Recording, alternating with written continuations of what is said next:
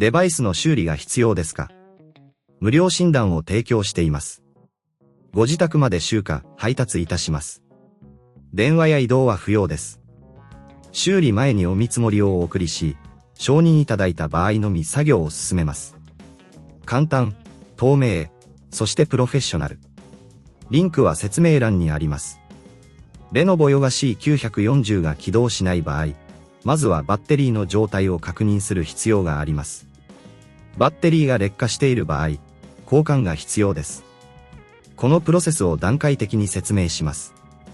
まず、必要な工具を用意しましょう。ドライバーセット、プラスチック製のスパッチャー、静電気防止リストバンドなどが必要です。次に、デバイスの電源を切り、すべてのケーブルを外します。裏面のネジを外すために、プラスドライバーを使用します。ネジは非常に小さいため、なくさないように注意してください。すべてのネジを取り外したら、スパッチャーを使って裏蓋を慎重に外します。内部を清掃することも重要です。ホコリが溜まっている場合、冷却性能に影響を与え、デバイスの動作に悪影響を及ぼすことがあります。内部のクリーニングには、エアダスターを使用すると良いでしょう。バッテリーを取り外す際には、コネクターを慎重に外し、新しいバッテリーと交換します。新しいバッテリーを取り付けたら、コネクターをしっかりと接続してください。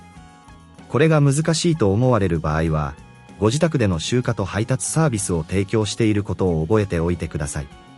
専門家が自宅までお伺いし、修理を行います。すべての部品が元通りに取り付けられたら、裏蓋をしっかりと閉じ、ネジを戻します。最後に、デバイスを再起動し、問題が解決されたか確認します。もしそれでも起動しない場合は、義務のない専門診断を提供していますので、ぜひご利用ください。電話不要、移動不要で、手軽にサポートを受けることができます。修理前の見積もり提供も行っていますので、安心してご依頼ください。デバイスの修理が必要ですか？無料診断を提供しています。ご自宅まで集荷、配達いたします。電話や移動は不要です。修理前にお見積もりをお送りし、承認いただいた場合のみ作業を進めます。簡単、透明、そしてプロフェッショナル。リンクは説明欄にあります。